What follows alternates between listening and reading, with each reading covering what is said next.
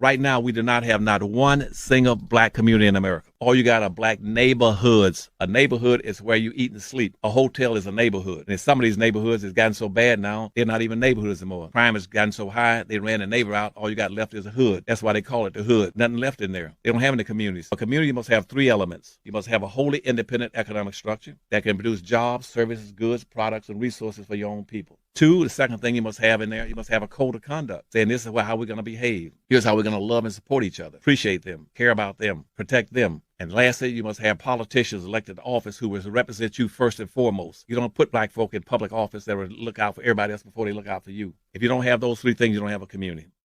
Welcome to the Only Male Cruz Show, the We On Your Head podcast. Discussing topics that make you say, how and where can we improve as a society? From a black American's perspective. Copyright disclaimer regarding fair use is in full effect. The views and opinions expressed in this show, you guessed it, they're all mine. Catch us live, be ready to speak. This is a call-in show. Be sure to hit the like button, share, subscribe, replay gang, leave a comment. You know I want to hear from you. Let's go to work.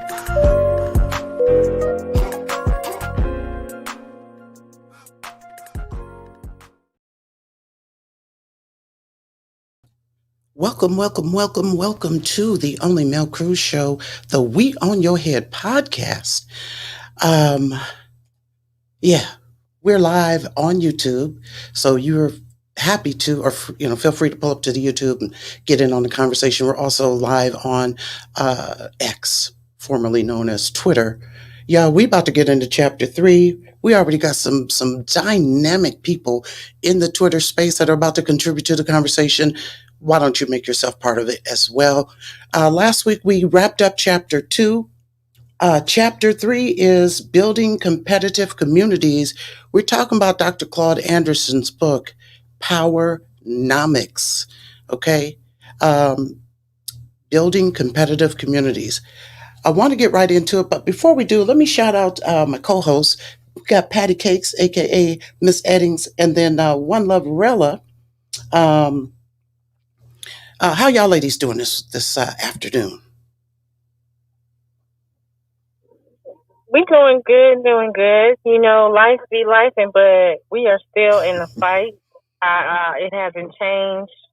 The mission is never bigger than, I think, the people, and I'm here for the long haul. Absolutely. Yeah, life sure enough is life. And shout out to Sir Miguel out here in the YouTube streets. The Only Male Cruz, Dr. Claud Anderson PowerNomics book is so awesome. I had the pleasure of attending his seminars back in the day here in LA. I know that's right. Sir Miguel, you know you always have an open invitation to come up on the stage. So just tell me to drop the link and I'll make sure that happens. Patty Cakes, what's up, girl? Thank you for pulling up. How you doing? Hey, I'm doing really good. I'm so glad you're focusing on this. When this came out, my father read this, and then we started to actually acquisite whatever Dr. Claud Anderson was talking about when he was talking about building the community. Right. So I'm excited to hear and discuss this. And Right. so thanks for letting me co-host. Thank you. Yes, absolutely. Awesome. So yeah, there's a lot of conversation. And again, the YouTube, let me see if I can do this real quick. Put this YouTube, because we are, again, live on YouTube. The YouTube channel, y'all, is about to be in the Jumbotron. Please come over, subscribe to the YouTube channel. I'm not going to get rich overnight, so don't worry about that. I'm still going to be like everybody else, trying to make it $1 out of 15 cents. But what this is going to do, the more likes, the more subscribers, the more this content gets into the algorithm and the more conversation. We've got to start building, and it's going to take more than just us trying to do it all by ourselves, okay? With that being said, let's get into it. Co-host, you know what to do.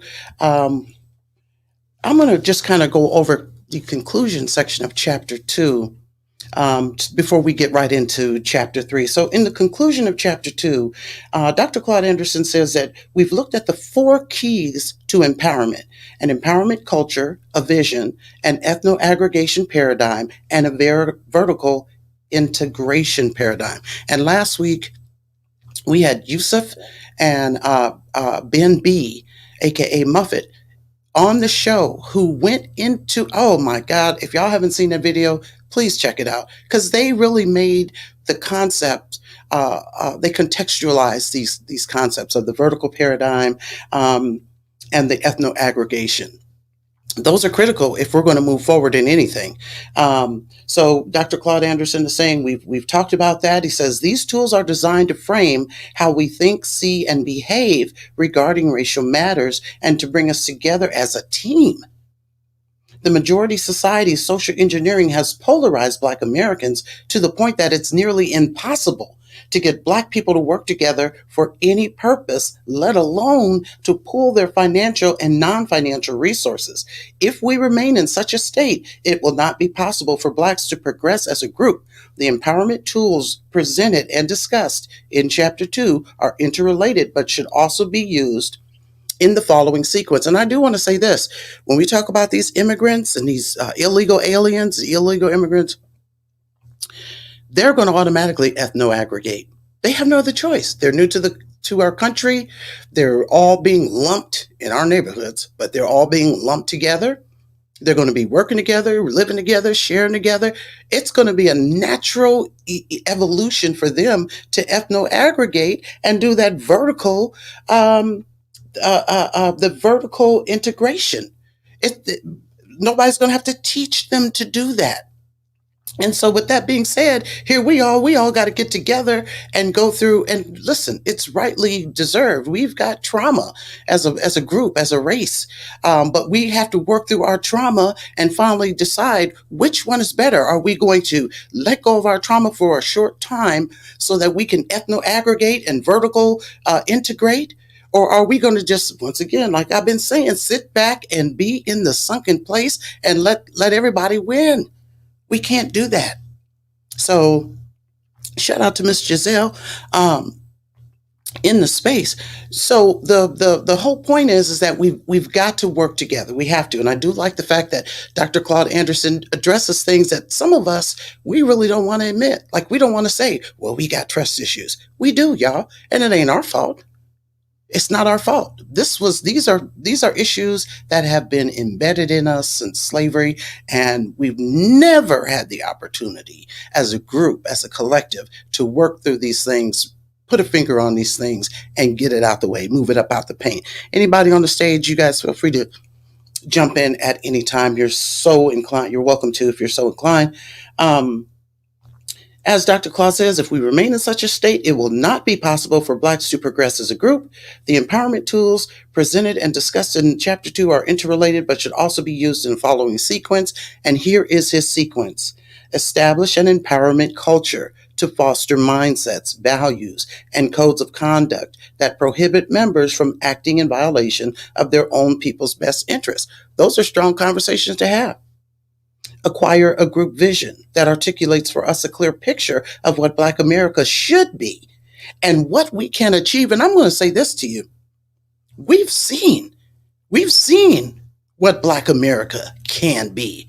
We've seen it in the Black Wall Streets. We've seen it in all of the productivity that our ancestors accomplished coming straight out of slavery. So we already know, and we know that they always bite in our rhyme. No matter what we do as a people, other cultures are always trying to get in it, and they want us so bad they trying to move us out the paint and claim they're the ones that created and designed it. And we know that ain't what time it is. Miss Eddings, Rella, anybody, any thoughts on that? I think that, we and our ancestors have been the blueprint, the template for other groups to come in and do what they've been able to do, but they are doing it on such a fast scale because they're also getting assistance, not just from the United States or local and state and federal support, but they also get support from their own home countries. Exactly. And so it's a reciprocity where they make money here and then they send it back home, and vice versa. If they come from a place where it's not in poverty, but yet they are able to double dip. Right. This is where we're at. And some of them are coming over here already paid. Some of them are coming over here already with resources.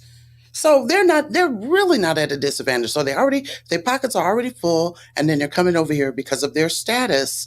They're eligible for the $9,000 a month, and the this, and the Visa cards, and the that, and the no credit check gonna get you this bad Hummer. You know what I'm saying? They're over here just getting, hand over fist, getting paid in the shade, and steady looking down on us because they came to our country, and our country still won't get it together with us as citizens. Ms. Eddings, was there anything you wanted to share? Oh no, I'm good. I'm good. Go ahead. Okay, right on. Shout out to Tatiana Harris in the YouTube streets. Y'all do like Tatiana say, do like she say. Be sure to like, share, subscribe, replay gang. Leave a comment. Want to hear from you. And Zane in the house. Shout out to Zane on YouTube. Thanks y'all for pulling up. Appreciate y'all so much. So those are the empowerment culture, group vision, ethno-aggregation, vertical integration. These are effective tools for creating group self-interest, competitiveness, and team spirit. Also, these 4 items can function as templates to compel us to be consistent in situations where we must see, think, and make decisions on racial matters. And now that we have our tools gathered, Chapter 3 is going to focus on the importance of communities and how we can build them to our advantage. And just like what the little snippet I played right at the beginning, like Dr. Claud said, hey, we're the only group of people, the only race of people that don't have communities. We got hoods. A hotel is a neighborhood. There's a clear distinction. And matter of fact, I'm about to play it again. It's 44 seconds. I hope y'all don't mind, but I got to run that back because this is the crux of this entire chapter. And why not hear it straight from Dr. Claud? Let's go. Right now, we do not have not one single black community in America. All you got are black neighborhoods. A neighborhood is where you eat and sleep. A hotel is a neighborhood. And in some of these neighborhoods, it's gotten so bad now, they're not even neighborhoods anymore. Crime has gotten so high, they ran the neighbor out. All you got left is a hood. That's why they call it the hood. Nothing left in there. They don't have any communities. A community must have 3 elements. You must have a wholly independent economic structure that can produce jobs, services, goods, products, and resources for your own people. 2, the second thing you must have in there, you must have a code of conduct, saying this is how we're going to behave. Here's how we're going to love and support each other, appreciate them, care about them, protect them. And lastly, you must have politicians elected to office who will represent you first and foremost. You don't put black folk in public office that will look out for everybody else before they look out for you. If you don't have those 3 things, you don't have a community. And here's the thing. These immigrants, these migrants, guess what? They got all that. They came to our country and they got all that. New York, they got Eric Adams. He's an elected official he damn sure looking out for them. You got Brandon Johnson. They got Brandon Johnson. Brandon Johnson looking out for them. Chicago has people sleeping up under viaducts. And I drive by that crap damn near every day. Sleeping up under viaducts, sleeping up off the as you get ready to get on one of the expressways or whatever. Tent city like a mug. And the issue is these new immigrants and migrants that came in here, guess where they at? They sleeping inside the police station where there's warmth and probably some refreshments. They probably got a table and stuff set out there for them, but we as citizens, we've been out up under these viaducts for the damn longest. And they ain't thought 5 minutes about looking out for us like that. So anyway, let's get on into it. Building competitive communities. This nation will be colorblind when whites proclaim their black blood like they proclaim Indian and European lineage. I read that. I said mic drop. Why? Because we Black Americans, we're the source. We are people. We are human. We're first. We made that. Somebody can say it better than I can, but I think y'all understand the concept. But they don't want to own that part of it because they've discriminated and they've made it so bad, such a bad thing to be black, that of course they're not going to, they're not going to own it. Not yet. Not yet, till it at some point becomes an advantage for them. All right, so a group's ability to compete is determined by its internal cohesiveness and self-interest. Black Americans must therefore build functional communities within which they can ethno-aggregate, then practice group economics and group politics. A functional community can best be defined as a grouping of people who come together and organize for their own self-interest rather than misdirected altruistic interests.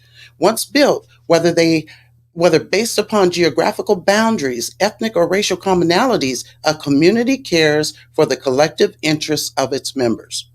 Building our own communities will allow Black Americans to become economically and politically competitive, but will also give us something that we have never had, a chance to compete from the vantage point of our own physical space, cultural values, resources, institutions, and history. For the first time, we will be free to organize and work in our own best interest rather than the interest of a universe of ethnic and class competitors. And here's my question. I would hope somebody can jump up off the mic or come up on the mic and answer this question. So what do you think the difference is between the fact that when we had our Black Wall Streets, we were doing the damn thing? But Dr. Claud Anderson is saying that if we do it now, this will be the first time we've been able to do it.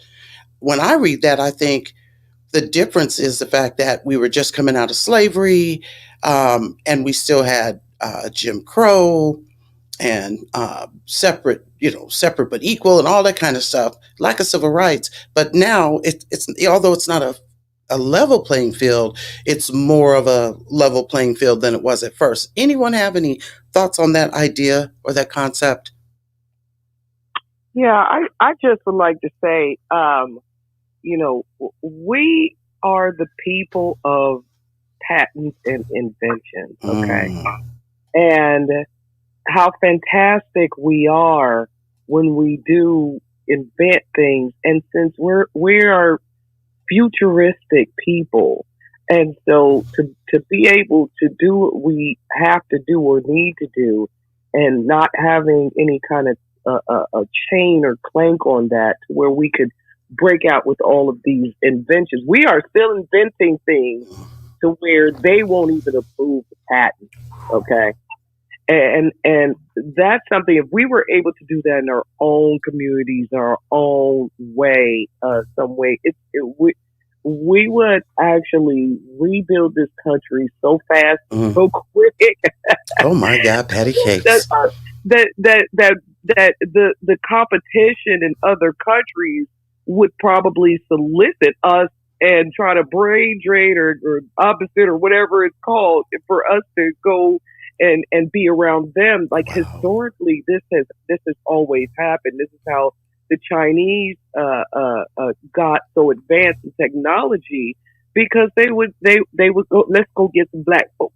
They would get the black folks and take them over and say, hey, show me how you did that. And so I kind of foresee something like that actually happening. Wow, patty cakes, girl, listen here. Somebody hand patty cakes a apron, because she up in here cooking. She in here cooking. I know that's right, girl. I love how you said that. And I you know what? Thank you. Thank you for that. That really provides some context to what Dr. Claud Anderson has just described, because you're right. You're right. I don't believe that back then, with the just coming out of slavery, that the opportunity for us to operate on an international level, or even have Chinese people here and we work with them while they, handle business, back in their home country. So absolutely, patty cakes. Zane in YouTube is saying that I think our community is distracted. Our ancestors and those who fought before us have given us the blueprint to mobilize, support us, move in silence, to unionize, etc., for the evolvement of our community. I know that's right. Let me see here. We're so divided in so many ways within our community. It's hard to even come together for a purposeful cause. It's frustrating. I agree. She agrees with you too, Patty. So that's from Zane on YouTube. I know that's right. Let me see. Let's keep going. Historically, societies were built upon three institutions that served as pillars: the family, the church, and the community. True communities are communities of mind and physical structures within a space. Both are important, but no traditional society built on land that it did not own or control has been successful or prospered. Neither the landless European serfs nor the landless Jews under the pharaohs of Egypt were able to do it. For this reason, Black Americans need a solid foundation of communities upon which to begin empowering ourselves. Like Moses, we must begin to build physical communities and maintain a strong sense of community. Moses used his vision of the promised land to mobilize his people for a 40-year journey to a land upon which Jews built functional communities, families, religious institutions, commerce, schools, and a strong sense of community. Yeah, I agree. I agree with that. So, Dr. Claud, and you guys jump in whenever you feel like it. Dr. Claud goes on further to boundary lines, the new color line. Nearly a century ago, W.E.B. Du Bois accurately proclaimed that the color line would be the problem of the 20th century. It's a new millennium now, and it's becoming clear that the problem of the 21st century will be community boundary lines. America is balkanizing along racial, ethnic, economic, and religious lines. And I'm going to stop in here real quick and say, I would agree, because we're already having an issue and political battles about where a whole new non-American citizen group of people is being forced to really overcome and overtake an area that citizens, Black Americans, already live in. And it's like now we're having to fight and argue and say, no, this is green space over here. We don't want you putting tents up over there. Y'all wasn't thinking about it when we were asking for that use of land where it would benefit us as a community, like a park or something of that nature, a school or whatever. Oh my God, it just gets to be so much. Anyway, so Claud Anderson goes on and says that across America, groups are aggressively seeking territory or communities in which they can store their wealth, resources, and political power to enjoy and preserve for their future generations. As noted earlier, Hispanics, for example, are assembling their economic and political intentions behind their Spanish language and culture. They intend to use both to capture territory, rights, and a political base within the United States. The practice of seeking territory for communities will intensify as more and more people from around the world immigrate to America. They come to America in search of a better quality of life, not to integrate with whites or to get along with Black Americans. They are coming to this country to get ahead economically and to find wealth and fortune. They commit themselves to competing with any and all groups economically and politically on behalf of themselves, their families, and their native countries. Typically, their initial destination is close to or within Black neighborhoods. They have learned from official and unofficial sources that they can find great opportunities in Black neighborhoods. Within Black neighborhoods, ethnic immigrants expect to find the least expensive housing, lax enforcement of laws and regulation, and little business competition. They also find readily accessible consumers, government assistance, easy access to elected officials, and employment opportunities. Though they are aware of the crime problem in Black neighborhoods, the advantages outweigh the disadvantages. They find territory and build communities, and the advantages outweighing the disadvantages when it comes to crime. Because are some of us saying like, "Oh, hey, welcome, come on in here, Haji," or whatever? I'm not trying to be racist, but I'm just trying to illustrate my example. We're so welcoming. Oh, what is this? A new recipe from your country? Okay, yeah, let me try it. And next thing you know, we're facilitating their economic advancement. Without thinking that, hey, well, if I'm putting money in your pocket, then I'm taking money and food out of my own community. And why is it that immigrants can come through and they can set their businesses up? They get all of the advantages that are being offered to the immigrants. It's clear that those same advantages could have been offered to the citizens in these quote unquote Black neighborhoods, but they're never offered. Okay, somebody chime in. What, Miss Eddings? Thoughts? Rella, thoughts?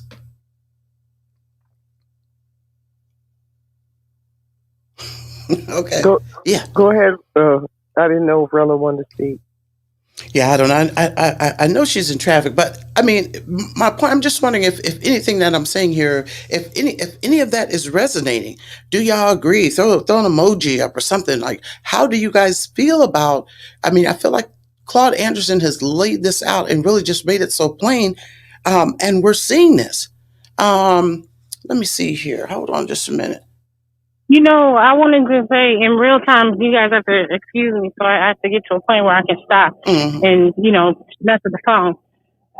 We are in a real time displacement situation going on. Right. And if you don't recognize it, all you got to do is just go outside, go to your local store, go to your local gas station, your community organization.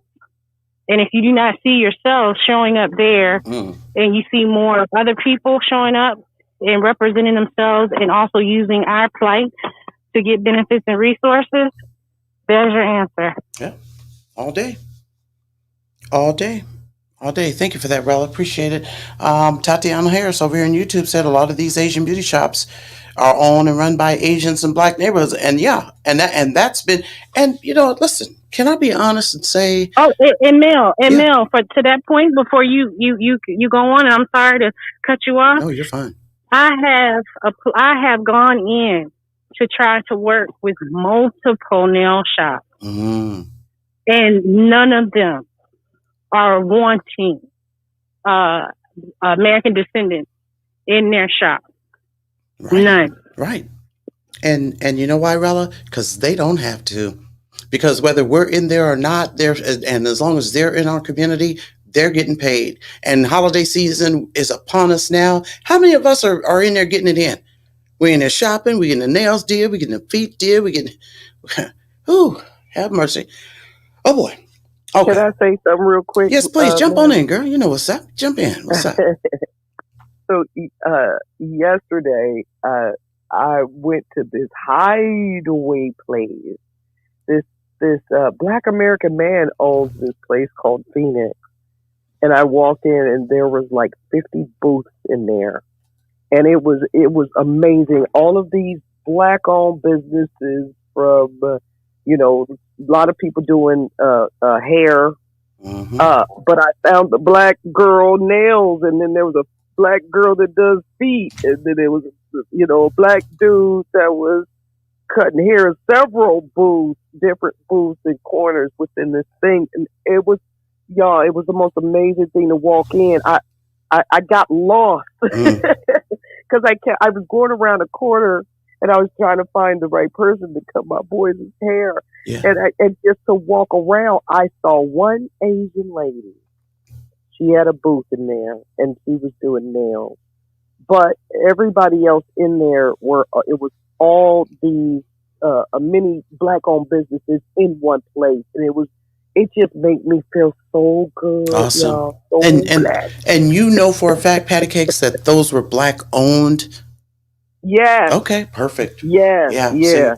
See? Yeah. And it's crazy that something that minute can just make us feel so good. I mean, really good. Because I think I said this last week. First time I went to Atlanta, I was an adult. And as we were coming into the state of Georgia, I'm like, well, man, there's so many, I'm seeing Black billboards and people, Black people on billboards, and just everything is so Black. I'm like, damn. Then we went into a Applebee's where they was bumping R&B. Everybody in there was Black, customer and employees. I said, damn, this is the place to be. And it shouldn't. Can you imagine if white people feel like that, or any other ethnic group feels like that when they walk in and it's just all them in there? But we only get to experience that feeling on occasion, intermittently. It shouldn't be new to us. It should be, anyway. Let me get off that part of the soapbox. Claude Anderson goes on. He says, as ethnics fill in business voids in Black neighborhoods with a modicum of success, they begin to practice ethno-aggregation. They bring in and aggregate their families and others from their native lands. They then develop more businesses in Black neighborhoods. As they capture territory, they establish powerful economies and political organizations using their ethnic culture, language, and religion as their common ground. Watching how these new arriving immigrants use a sense of community to build social and economic power bases should be instructional for Black Americans. It takes a fully functional community to raise a child and to raise up a competitive race of people. And like I said, coming straight out the gate when we started this program, these immigrants, they're coming in ethno-aggregating. Vertically integrating. They're coming in doing it, and they got the support. We folks voted for Brandon Johnson, and Brandon Johnson ain't doing a damn thing for a Black American. Folks voted for Kamala Harris, who came in there with them damn checks on, talking about some ski wee. And as soon as she had the first opportunity, I'm not going to do anything for Blacks. What I look like doing something that's going to specifically benefit a Black? The Congressional Black Caucus. They ain't doing nothing for us. We don't have that political support. So this is the issue. This is the thing. The immigrants have it. We don't. What are we going to do about it? What are Black Americans going to do about it? All right. So Claud Anderson goes on. Neighborhoods are not enough. Neighborhoods are problematic for any group seeking empowerment. Unfortunately, most Black Americans live in neighborhoods, not communities. A community signifies commitment and the potential for power. Neighborhood does not. Webster's New World Dictionary defines neighborhood as a vicinity or a physical place where there are people living near one another. The concept of a neighborhood implies an area that is residential in nature, with lesser wealth, power, and status in a community. The majority of Black Americans live in impoverished Black neighborhoods and spend approximately 95% of their annual disposable income with people who live outside of the neighborhood. They spend only 5% of their disposable income in Black neighborhoods. They spend 3% with non-Black owned businesses that are located in Black neighborhoods, but whose owners live outside of Black neighborhoods. Thus, only 2% of Black America's disposable income is spent in Black owned businesses in Black neighborhoods. It is impossible for any large population or neighborhood to be self-sufficient on only 2% of its income. By spending its disposable income in other groups' businesses and communities, Black America impoverishes itself and impedes the growth of functional communities. Now, somebody either jump on the mic, jump off the mic, and holler at me. What are your thoughts on that?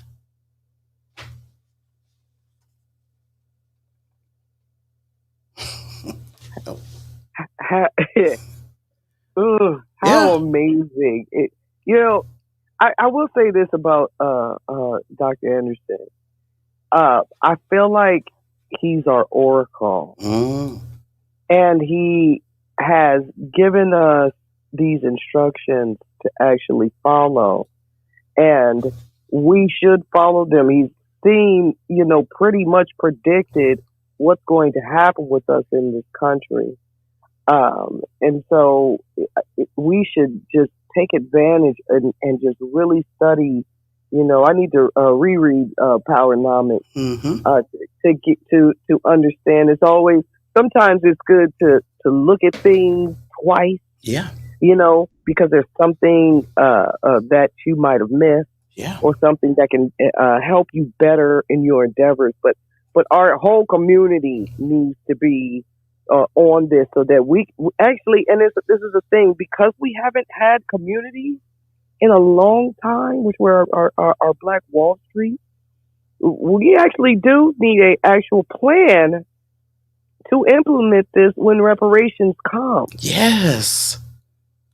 To invest in one another, to rebuild what we have. And so No, shout out to this whole discussion and this Patty. space and everybody on the YouTube Mm-hmm. family over there. Thanks. Yes, yes, indeed. Patty cakes. Like I said, you got that apron yet? Patty cakes. Y'all, listen. We got Yusuf Colburn up in through the YouTube streets on the panel with me, sir. Thank you, because last week you were on here live with me, and you knocked it out the ballpark. You and Ben B. And thank you for jumping on today. I just so greatly appreciate it. How are you? Let me take a minute and greet you. How are you, sir? How are you, Yusuf? I think your mic is muted, sir. Oh, okay, great. I'm Yes. well. Just got finished eating. I'm happy. I'm looking forward to nourish my mind now with the. Yeah. Yeah. Absolutely. And Patty Cakes, you just really made such a great statement, because here's the thing. We know that there are laws, especially in Florida. Shout out to Ron DeSantis. Okay. Um, we know that laws are being created right now, and if they're doing it in Florida, trust and believe, Texas and Texas and some other state that's near it is not far behind to come up with a very similar law that says we don't give a damn what y'all decide about reparations. Have it, do it, cash, land. We don't give a damn. We're going to make it illegal for y'all to receive it, and the conversations aren't even concluded.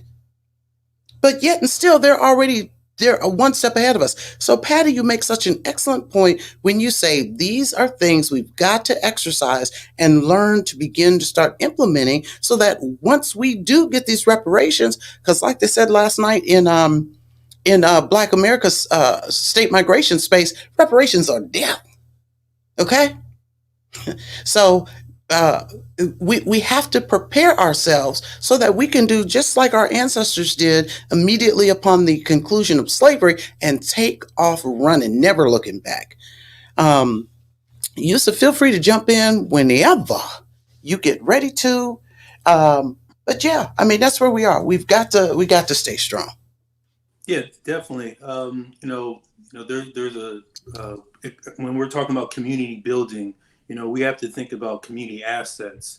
Those are the schools, the banks, the grocery stores. These different things are, hubs of, sources, not only where, wealth is generated, but also places where, people commune.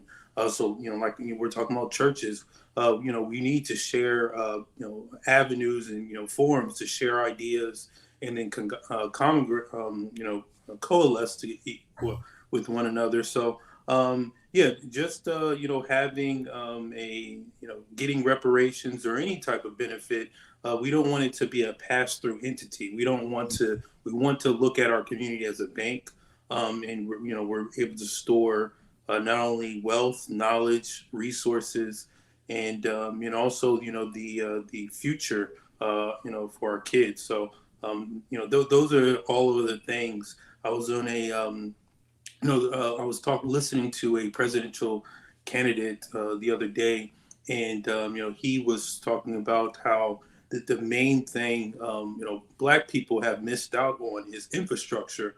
While his version of reparations, reparations is a debt.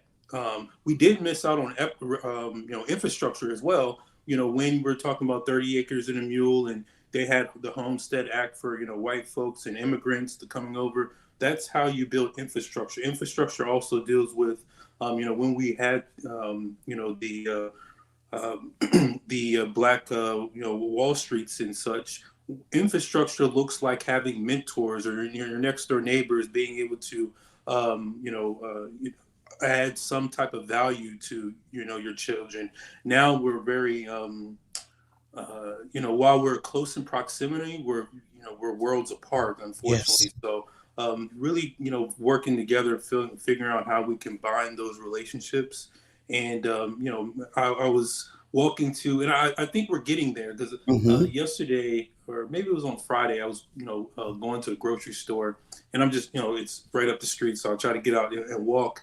And I saw this lady, and I wish I, circled back, but she was talking to like a group of 4 or 5, young men, and just by their attire, I would I wouldn't want to be, by myself on at night with them. But she Mhm. was pretty much. I walked past and I said hello. She was like, "See, that's exactly what we need." I felt like she was doing some type of community activism. She was like, "Yeah, we say hello to people that look like you," and it was just like. And this was like at 8 or 9 o'clock in the morning. Yeah, So I think we have people. We just need to that are really doing their own initiatives, sure. and we just need to combine the effort and make sure that's happening every household, in every community, in every block. So yeah, I'm very. I'm very hopeful Optimistic. about Hmm. the future. So Hmm. I think we are heading in the right direction.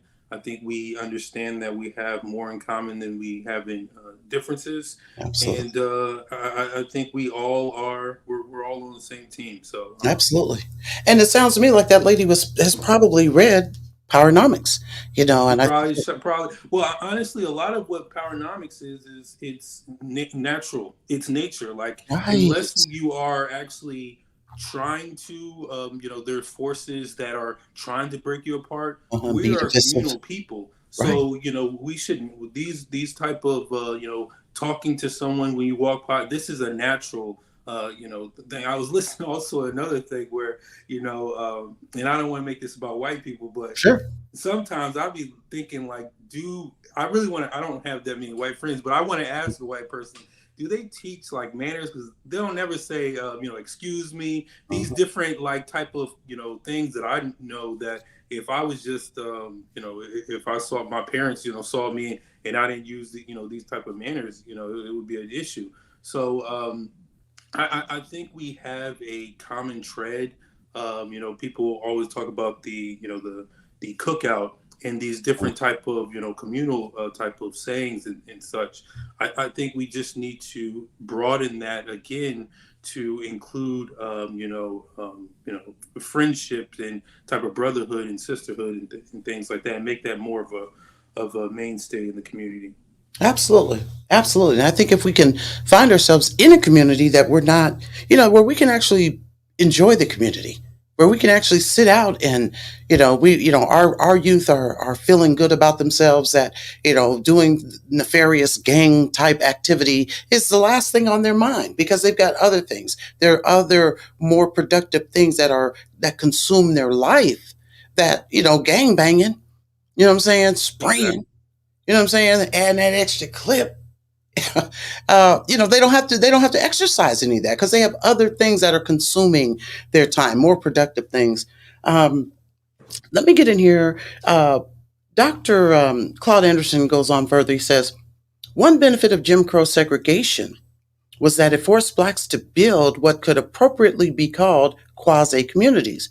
Unlike neighborhoods where people simply live in the same area, during Jim Crow segregation, black Americans were unified with a code of conduct. They lived together because they had the same interests and needs, but equally as important, they trusted and depended on each other. From the Civil War until the end of the Black Civil Rights Movement in the 1960s, blacks successfully built a vibrant culture, marginally competitive schools, black churches, personal service businesses, and a professional class. Though they were small in number, these community assets produced jobs as well as products and services for black people. The desire for integration caused blacks to abandon their businesses, communities, culture, and code of conduct. Black Americans need to be accepted by white society was greater than their need to be accepted by black society. So, and we got distracted. I think somebody in Claude Anderson's Black Labor, White Wealth, this is what Dr. Claude Anderson said, that this is what the Jewish community did to black Americans. They gassed our heads up and was like, yeah, go and get some civil rights. Y'all deserve it. And see, y'all this and y'all that. And see, and see, and see.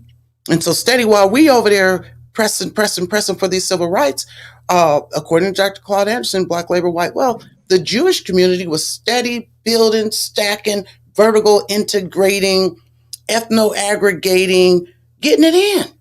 And we're over here, and even though, listen, I ain't mad. I'm glad we did fight for it. Because had we not fought for it, where in the hell would we be right now? But we should have had teams. We should have one people over there handling the civil rights piece, one people over there saying, wait, hold on, Jewish community, y'all say we should do this, but y'all doing this. Why aren't y'all telling us we should have been all over the place since they want to run us all the way around the board.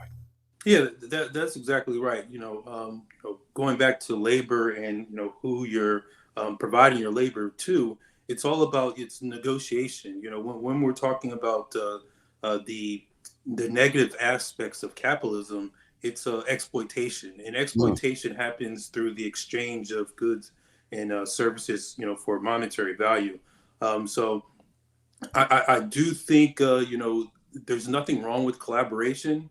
But we need to make sure that we're in the position to collaborate, and you can't give all of your power or your skill set if that's all you have.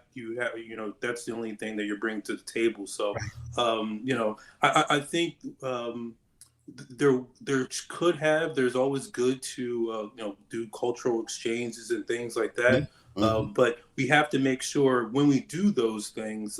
We were in a conversation the other day with a brother, the CEO of Freedom Nation, and he was talking about how he was building out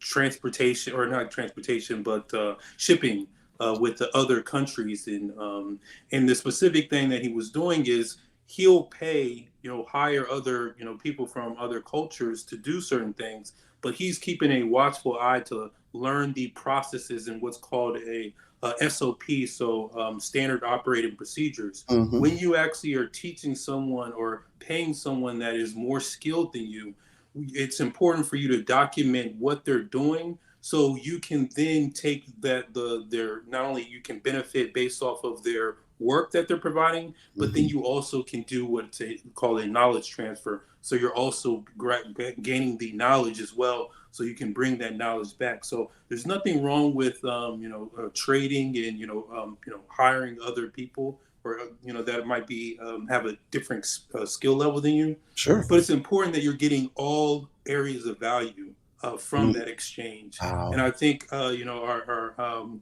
some of our ancestors might have I don't want to say dropped the ball, but we didn't squeeze the orange out of all the juices when we did have those opportunities. But that was also in a different time. So Sure. We were, anytime we were working with white folks at that time, it would have been at a extreme disadvantage, Right. just based off of all lying, cheating, and stealing that they were doing. Right. And I also wonder too, like back in that time frame, how much international from other than from the main political authorities, how much of that kind of trickled down even among the regular white people. How much of that ability to transact internationally was actually available. So it would seem to me like that would have been not a lot. Go ahead if I'm wrong. Yes. So, well, I know. So my, I guess my great grandfather, and the people around that age, or that time period, if you were like doing anything in the military or any type of ambassador, so they did have, folks doing certain things. But I believe, from my understanding, a lot of that was government control. The ports of the United States, especially on the East Coast, and as well as Houston, a lot of them aren't as robust, and now it's more of a private sector. But the infrastructure was being built up. Sure. I know that the can't remember when the Olympics started. Yeah. But I think oftentimes when you have those type of more so peace type of games and things like that, that was a great opportunity too. Yeah. I know my great grandfather, he was a chess master, so he would go to like Russia and other places to play people, and that's also how you built relationships with people. And it was more so based off of, you weren't doing that as an individual, you're going on behalf of the, let's say, United States. So, Mm-hmm. I believe those are how some Black Americans had the ability to, connect with other Yeah. folks as well. Right, but from larger scales, like a decision maker, we weren't at Yeah, least at that probably time. not. We didn't really have that. So Probably not. Yeah. yeah, but that's okay because what I am noticing, especially from that space last night, is that we have the opportunity now, and there are some people that are taking advantage of it. And I'm going to be honest with you, I wonder, should we be concerned about us becoming distracted with? Because me personally, I don't see how we can successfully do some international actions if we don't have our home situation straightened out. How are we going to, conduct business internationally and be stellar at it if we don't even have our community piece together? And I don't know, Yusuf, is that a question you can answer, or can you add some balance in there? So, I definitely. go ahead. Wait. Go ahead, Patty Cakes on Twitter. Go ahead. No, so yeah, and everything is like in a dream world or in a fantasy. we have brothers and sisters out there that have businesses that are already doing business overseas, right? The thing about it is they're kind of gatekeepers of that.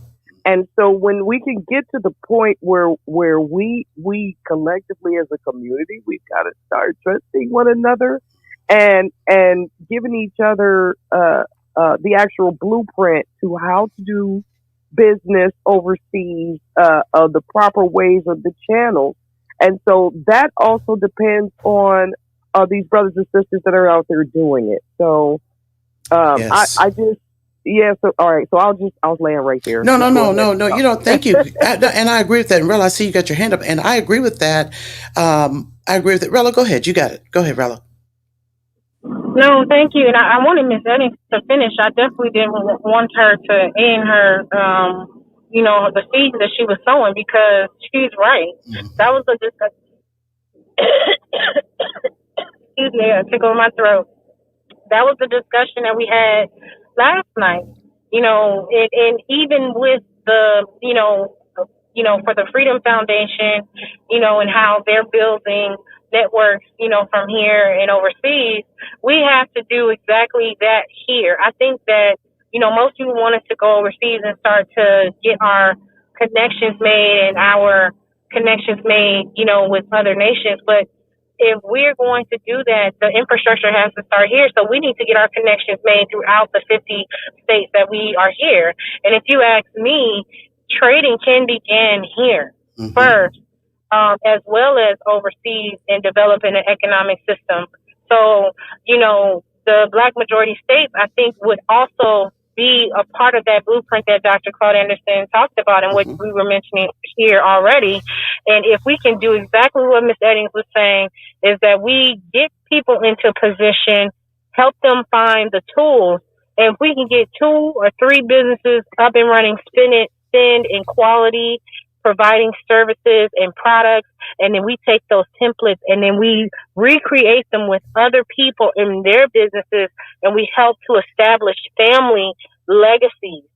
I think in connections with our states here, we can do exactly that with the connections we make overseas for importing and exporting. Now, thank you, Rella. Let me jump in real quick, and thank you, because Yusuf, this is what I want to ask you based on how these ladies. Boy, you guys just took thank you, ladies.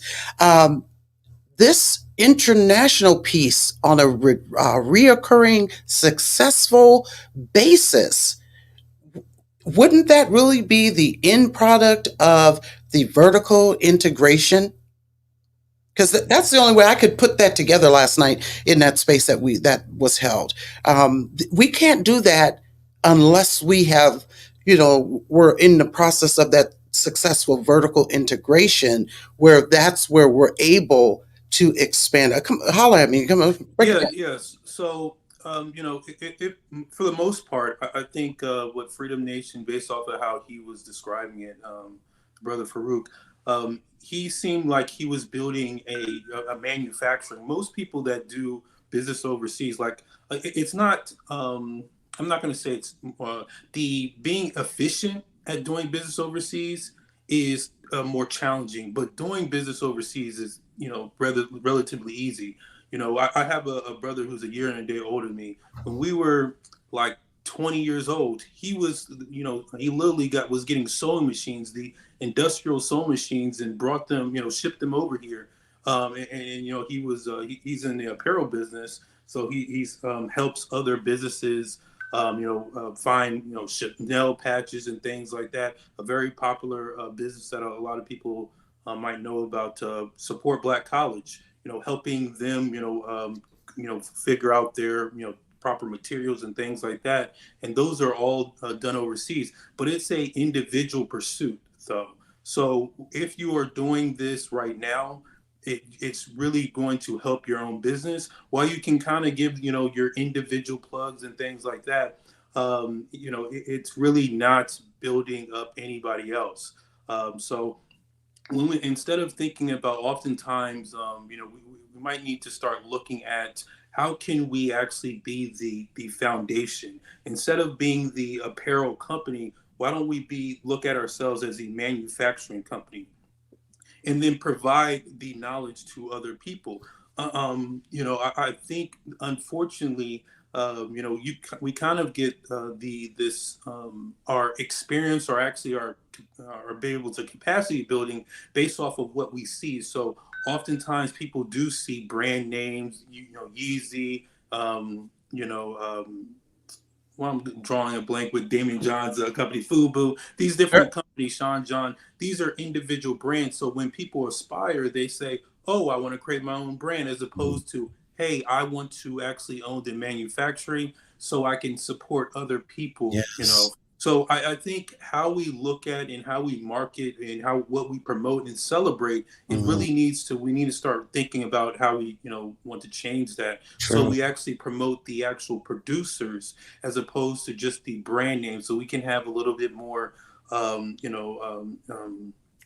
more into what we're doing. We need more equity in it. But Yes. I think, to your point, there's a lot of things that we need to do in the States, building those networks. There are several Black, manufacturing, or small manufacturing companies, but oftentimes we don't, know who those are. And because we are, many of us are trying to be as intentional about how we're spending our money, it's important that we elevate these type of companies that are, doing those type of works. And I think that's the most important thing. We can't be intentional if the knowledge and the awareness isn't, very, very rare or readily available to us. Right. So I think, Yeah. And that's such a good idea. I mean, a good example, because you're right. All the glory and the and the aspirations are, I want to be Sean John. I want to be Fubu. I want to be Nike. I want to be this and that. But the people that are working behind the scenes that support the success of these organizations, they're getting paid too. They're building families. They're receiving family sustainable wages and benefits. So there is some glory in there. But you know what? That's again one of those things they don't tell us about. Because we might get most definitely. Like I remember the last interview I saw with Damon John. He was saying how if he could do it over again, he would be the person that he was selling, for every jeans that he sold. He had to pay the shipment person $1. So whether they sold or not, that guy's getting paid. And he said that person, while he made, millions, but he had to deal with all the different challenges of branding and so on and so forth. That one person, all they had to do is specialize in making those jeans. They never had to do too much of anything. And, while as he grew, their company grew. So, these are all of the things of, it's based off of, knowledge, and making these type of opportunities, not only people aware of them, but also, close the access and the gap to being able to access to, that knowledge. Absolutely. So now we have Pink Ice that just joined the stage. Pink, what's going on, sis? You got the mic. Hello, Mel. Hey, How's everybody in the space? doing great. I just wanted to speak on the space last night with Brother Farouk. Mhm. That is Val's nephew, and he is very busy, as we all heard last night, and it's really hard for her kind of to get in touch with him. He's overseas, and Sure. I don't think it's gatekeeping, but she had been trying to reach out to him to put him in touch with Sure. Black majority Yeah, yeah, states. yeah. So I just wanted to kind of clear that up Oh, yeah. and not step on anybody's toes Right. either. Yeah, absolutely. So Thank you for that, Pink. yeah. Thank you for that attempt to clarify. I get what you're saying, but here's the thing. I don't think that and you see you're a good friend to have, Pink. Pink said, "Wait, hold on, let me get up in here and clear the air because y'all ain't about to be talking about Miss Val. Y'all ain't gonna do that." And here's the thing: we're not talking about Miss Val because I believe that the piece that Brother Farouk was talking about is essential and it's doable. And I think our ultimate conversation was, we're somewhere in the middle. And if you look at the show or listen to the show from last week when we talk about that vertical integration, we can either Brother Farouk's option or what he's doing is actually at the top of the vertical integration. That's why I'm glad Yusuf pulled up because he really offered that clarification. That's at the top. And so in between the top and the bottom, we need to be clear on what actions need to happen so that we can get up there and actually position ourselves. So when Brother Farouk says, "Hey, look, I got this opening up. I need some qualified, able-bodied, not just laborers, but intellectually sound, familiar with the industry, all of these things. He's able to pull down that vertical integration piece and raise up right from within the community. So I feel you on the gatekeeping Yeah. thing, but I don't think it was meant like specifically like, an attempt to throw shade, but Yeah. think you a good friend to have. Yeah, you're exactly right. Even Mhm. thinking about the vertical integration, at the top or even at the bottom, you have to have your distribution channel. That's actually how you deliver, the product or service to the customer. Right now, we need to build up our distribution channel, Ooh, making people aware of our, the different businesses that we have in our community. correct. And the other end that Farouk is working on is production of the actual, whether that be natural resources, so then it can be refined so it can then be polished to be able to deliver to the channel. So Right. he's working on another part of the end of the of the pathway, Sure. but it's important that we end up getting that whole vertical integration together, so we're Right. able to store and insulate as much of the value that we generate. And Yusuf, truth be told, if we look at it from the vertical integration visual, and I don't have that on my thing anymore, I took that off here, but Brother Farouk really does start at the top. Some of us in this vertical integration piece, we are going to be at the base. We're going to be at the base and we're slowly going to rise. Well, if we decide tomorrow that, okay, boom, y'all, here's our vertical integration, this is how it's working. Unfortunately, or fortunately, however, Brother Farouk's going to be at the top. He's ready to rock and roll. He's actually rocking and rolling. And any other major, already wealthy, financially sound celebrity or individual, they're going to pretty much start at the top, especially if they're already in business, generating revenue. The benefit to us is that because they have aligned themselves within that vertical integration, we're actually now going to be able to get some of those residual benefits, like we get from Kyrie, who donates an undisclosed amount of funds to business over here or an organization over here. So yeah, yeah, Yeah, absolutely. it's very important that we understand that, whether that be Brother Farouk and, what they're doing, we all need to think about how can we do our part and build our Right. own. And so we all need agency, because if we only rely on one person or a handful of people, Come on. where there's going to be a bottleneck. And then, if there's any supply chain issues, Can I jump then in? we'll be hurt as a community. Absolutely. Now, and yes, and I'm gonna tell you, like, my battery is about to run out on my, so I'm about to shut my camera down. Rella, you got the mic.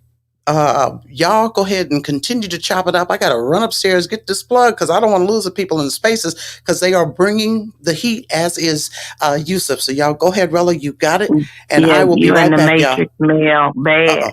oh. Yusuf, Yeah. tell if you can Yeah, sure. let them Yeah, know. Thank you. Yeah, I hear she's in a matrix. Her battery's about to die. yes, Yeah. yes. So right before he dropped, and I just yeah, and I so I Yeah, Yusuf, just go ahead and let them know that. okay, Yeah. and I so Rella, so and again, can you hear me? yeah, go ahead and make your point. I Mel don't So had think to she can run hear to you, get her Rella. battery. so can you hear me? Yes. Well, hopefully the room can hear me. So I just wanted to, and I wanted to actually echo what Mel was saying. This is definitely, I think when we have these discussions have to be open to, I think, open or subject to interpretation and in a well way.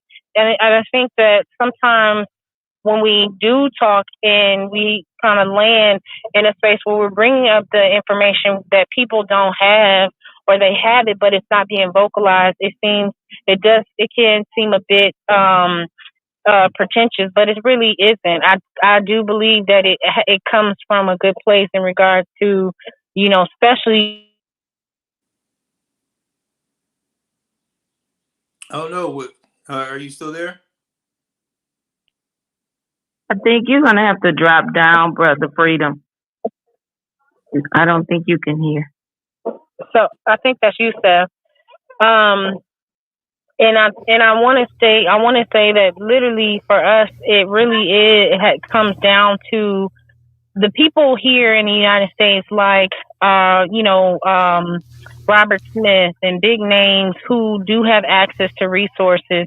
I know Farouk talked about being able to self-sustain in a community where you don't have to pull from government resources and then they take it away from you, at the drop of a dime. But I believe what Mel was, if we can marry the two, is that we do need our own nepotism like the Freedom Organization, but we also do and should be deserving of the set asides that our government does provide and hand out because, number one, we are American citizens. Number two, just like everyone else that comes into the United States and they're able to build off of our set asides and resources, once they either get a visa or citizenship, they're not concerned on whether that money is going to be taken away because they have other sources of income. So it's like telling an individual that you need to develop 7 streams of income, right? One of those streams could be contracting with government, local, state, and federal. And then the other one also can be having people that have organizations like the Freedom Organization, so that way we now have our security, right? We now can go to an organization like that says, hey, we are building X, Y, and Z, and we definitely could use your resources, however the process is. And I think Farouk had talked about it last night. So it is, to me, helpful to have both. That was the only thing I kind of slightly disagreed with Farouk when he was saying that, when you get resources from government that they can take it away. Yes, but how you go about it. So getting into procurement, getting into where you are exporting more than you are importing goes back to what Yusuf was talking about a minute ago when he was saying, getting people the opportunity to have the access to knowledge to build properly and secure themselves. That's the same as what I mentioned also in regards to protection, not just physical protection. You want to secure yourself economically and have the monetary protection. That is one of the big things that you see these companies and what they have. Damon John talked about Fubu and how he built it. He didn't build it here in the United States. He built his company and all of his income and the economics over in another country. he exported more than he was actually importing. And so I remember him talking about that story.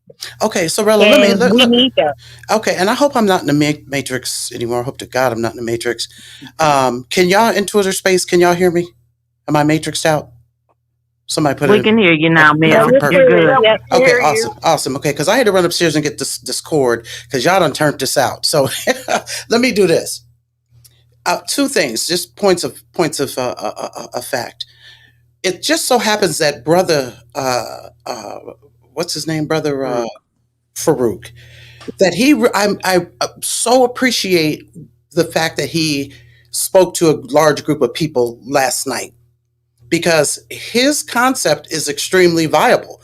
I mean, Brother Farouk is not the only Black American person overseas and making a living, and so a consciously minded Black American at that, who may very well be reading Claud Anderson's PowerNomics as well. So we all need to know. We all need to know how to figure it out, because we're not going to tell somebody like Brother Farouk, "Well, quit your job and come here and get it to be the community." We're not going to do that. We're going to work with what we got where we're at. The thing, and we could almost take Farouk's name off of this, because now we're talking about a concept. Because just like those clothes, like the hats for Donald Trump, all of them things was made in China. But how many Black Americans along the way had their hand at it? Although it was made in China, how many people were at the dots? How many this or that? So my whole thing about that international piece is that's a viable business. And where does it fit on the vertical integration chain? And I wanted to really highlight that, because I didn't want us to think, okay, let's throw all of this away. The need for us to work as a community and work as a group, let's throw all that away and let's start pursuing international endeavors, because we will be skipping too many pieces, especially if we're going to do it as a group. It just so happens, or so it appears, is that Brother Farouk was already positioned. That's just his lot in life. It was positioned for him to be this international piece, which is great, because I think how you referred to it, Yusuf, about it being a knowledge transfer. So now Brother Farouk, and he was doing this last night, is in a position to do a good knowledge transfer. He's clearly open about sharing and teaching and training, what the processes are and what the needs are, etc. So I just really want us to be clear that is definitely something to which we can aspire, that international piece. But in order for that to even be sustaining, we also have to make sure that this vertical integration piece is solid as a rock. And I hope that's clear. Yes, sir. Yeah, most definitely. Even getting back to the knowledge transfer aspect of, so we have professional, organizations. People talk about legacy organizations. Yes, you have interest groups like the NAACP, but we also have professional organizations. So the National Black Lawyer Association, I've heard the National Bar Association. Mm-hmm. We have a number of these different associations where there are knowledge transfers happening. And when we're talking about gatekeeping, it's just our responsibility to go to the gate, and ask the question. So it's important that we, kind of line up where our different, community resources. We can look at community as a small, our neighbor, localized, or also we can look at a community as, everybody in our culture. Mm-hmm. So I think that's really important. And, based off of, anything that we're trying to do, we need to really understand what community assets can we pull from. And it's our responsibility as the knowledge seekers to go to those communities and then see. The gate is only locked if you don't try. If you never try to open it, you don't know if it's locked. So I think that's very important. That when we think about people that do have knowledges or resources, people that might be doing better than us, or even just someone that has information that we would like to obtain. It's important for us to do our responsibility to go out and seek that information, as opposed to have the expectation that that information is going to be provided to us. Yeah, just given to us. Absolutely. And just taking a quick deviation from where we are right now, you guys, the YouTube channel's in the Jumbotron. Please subscribe to the YouTube channel. Not going to get rich overnight. I'm looking at you right here in this camera. I'm not going to get rich. I'm not going to get rich overnight if you subscribe to this channel. Okay. I hope you do. I hope you get rich overnight, because that's what most people do when they go viral. Well, That's part of, I think, one of the things that we should also look at when we are talking about building each other up. Mm-hmm. Economics also starts with cyber virtual economics as well. True. And we have to get to a point where we are okay with one another, starting up, having a platform, and supporting that platform, because there is real estate in virtual economics. Yeah, there is. And so with that being said, as you heard, I'm looking at you in the camera. Subscribe to the YouTube channel. Hit the like button. Replay gang, leave a comment. You don't want to hear from you, but we want to get this out into the algorithm. We need all of these intellectual voices contributing to the conversation so that we can make this PowerNomics a true reality. So subscribe. Share the channel. Share this space. Let me get this last little bit of a paragraph here, where I don't know if this is, I love me some Dr. Claud Anderson. He says, today's Black neighborhoods no longer qualify to even be called a quasi-community because they no longer have a network of Black businesses or a group code of conduct. Today, Black neighborhoods are primarily where the majority of Black people eat and sleep. They do not embody the criteria for a functional community. Consequently, Black neighborhoods are typically referred to as ghettos, urban areas, inner cities, or they are sometimes identified by terms such as the hood. These broad, ambiguous terms signal the dependent, non-competitive nature of Black geographical areas across the country. And so if we're going to have any kind of conversation, if we're going to talk about, hey, the gatekeeping and like Pink, I had to shout Pink out again. Pink's a good friend to have. Pink said, wait, hold on. I think y'all, let me get this straight from Miss Val. Miss Val ain't here, so I'm going to straighten this out. But if we're going to have that kind of, and that's what we need in our community. And if we're going to have that, we got to have these honest conversations. And if the truth is, and y'all know it, if some of our stuff is hood style, ghetto style, we're not communicating. We don't have that we don't have any of that. Let's start now. We gotta work on that. Patty Cakes, your hand is up. What's up? Yeah, so one thing that I wanted to comment on is when we do get a Black business or Black-owned business, especially when all of the other businesses are funded by the other folks, we definitely have got to start standing up. Another reason why our businesses are crumbling in our community is because they run them out. They will do everything they can to starve them out, do everything they can to prevent them from prospering. And then next thing you know, we just walk by and be like, oh, they out of business. You know what I'm saying? Right. And there was a whole fight that actually happened. But we also need to be safe enough to reach out to the community too and say, hey, I got a Black-owned business in our community. These people are harassing me, trying to run me out. What are we going to do about it? Right. And be able to reach out in other avenues if they want to be bullies and do something physically to the store. We have to stand up and be like, you're not going to damage this person's business. Right. If they want to do it on the back end when it comes to the paperwork, they want to starve them out. We have all these incredible people that are in law, that do anything to do with property, any type of thing. Like, we should have such a wonderful network like the other folks do, that if I say, hey, I need someone to look at what the city is doing, because now the city wants to do some new building, or they're citing me for something. Right. And before they said it was okay. And can you look at this? Can you tell me what's happening? What can you do? And then on our behalf. So totally dependent on one another is where I would like for our community to go. Absolutely. And Patty Cakes, that is a perfect segue into this next subtopic that Dr. Claud Anderson is about to spit tea with, developing a true sense of community. What is a sense of community and why is it important? A sense of community is the collective thinking, seeing, and behaving as a we and not as a me. Social integration has intensified our need for a strong sense of community or sense of peoplehood.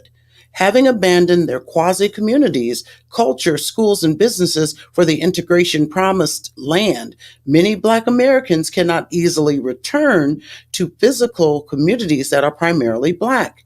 Those who cannot return can excuse an option, or as you were, can exercise an option. They can identify with Black physical communities and organizations via their mindset, actions, and support. This strong identification and support is what is commonly referred to as a sense of community or sense of peoplehood.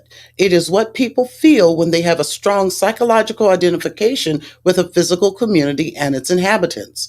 They are attracted to and desire the cultural familiarity, security, and satisfaction they receive from association with these communities.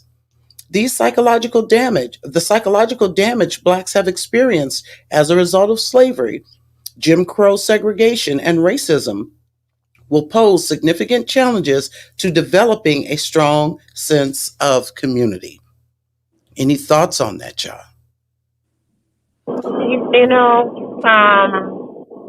I think that we can actually go far back as slavery, Jim Crow, and the segregation era in regards to even after that. But we don't even have to go that far back because people are trying to migrate now because we are actually being harmed.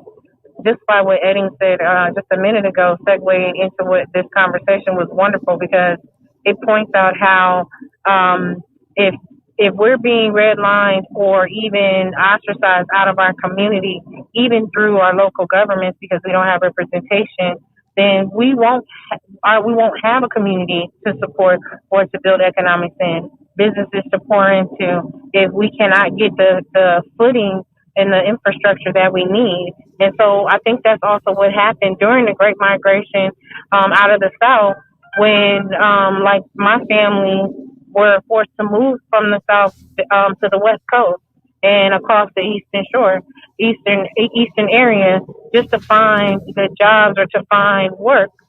I mean, that's a great way to point out how that is continuing even today. Mm-hmm.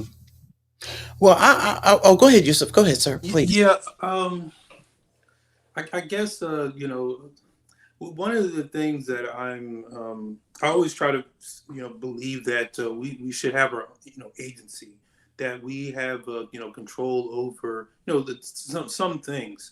When she was talking about going.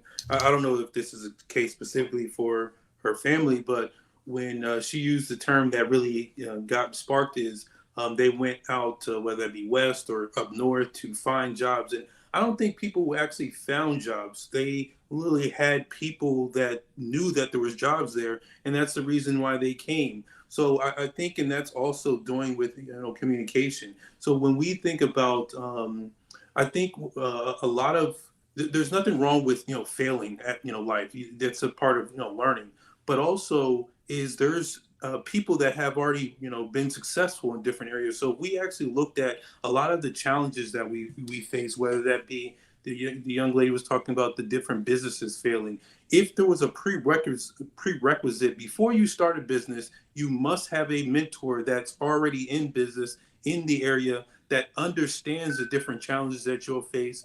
They'll help you navigate. I think oftentimes people are going through navigating these their opportunities by themselves, and they're pretty much every time they're trying to advance, they're just advancing on their own, and they're hitting a lot of the same challenges that other people hit, but a person that has a little bit more experience. I'm not saying that these things aren't necessarily happening.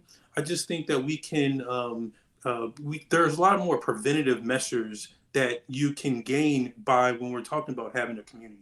This is what talking about having a community, being able to not only document when you actually accomplish something, document the steps. I remember in college, I was a part of, or I was a president of a large organization, and there was white counterparts. So I was, and I, just being the president, I would have to go talk to the white fraternities and sororities.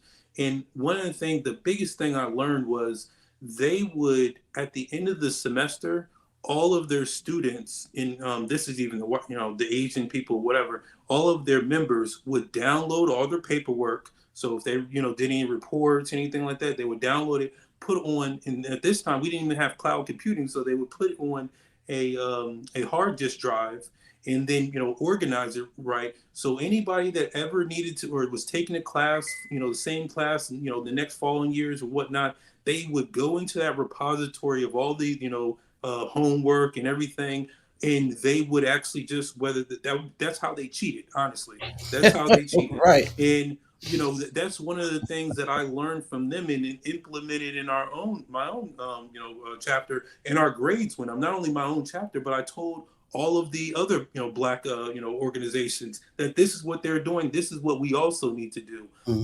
There's a really good there's this thing, I forgot who the professor was, but he was talking about some of the black students weren't doing well. This is not at my university, but some of the black students weren't doing well, but the Asian students, other cultures, doing well. So what he did was he was like, man, I think these kids are smart. So let me, observe them. So he observed that, when they left classes, all the Asian students, they would only study together. They would not study by themselves. And the black kids, when he observed them, they would study by themselves. So then he mandated that everybody, you had to study, do groups studies.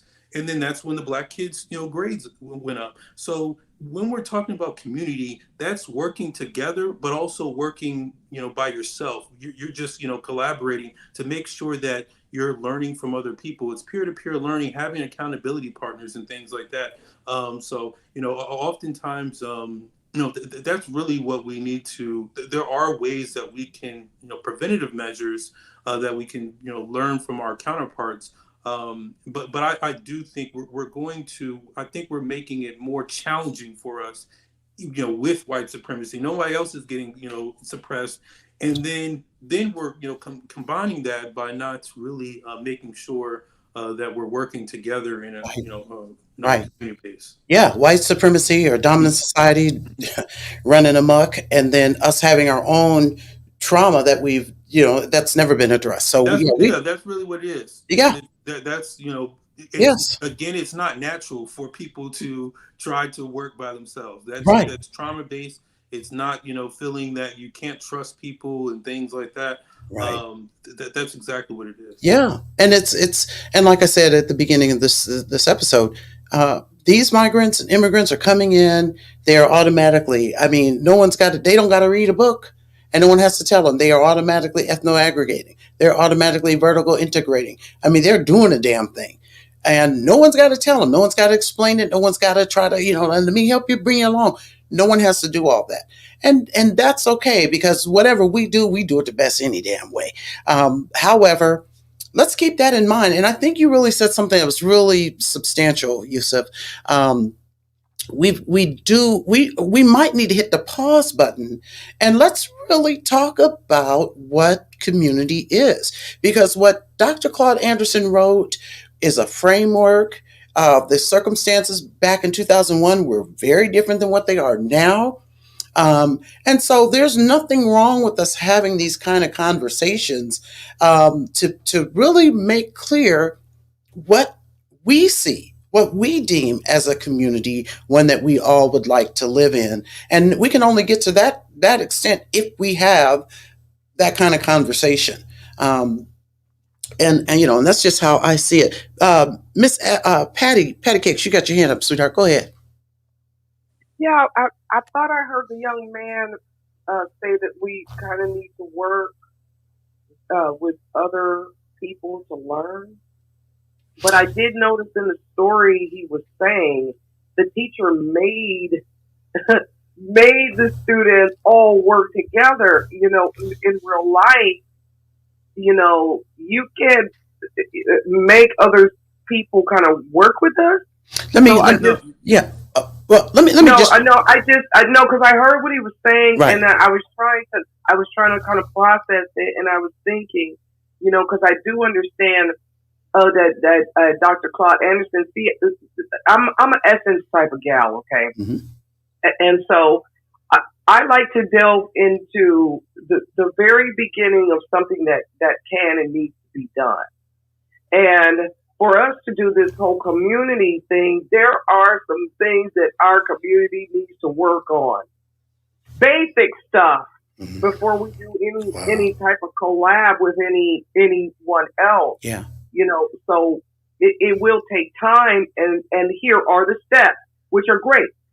We got the steps, but we're nowhere near. I think anything, and that's no disrespect to him, but we're not nowhere near that, and neither are the other people. They're not trying to hear that either, because those are the ones that are running our. As soon as we get a business up, they're running our businesses off. Now let me jump in here. Let me jump in here real quick, Patty.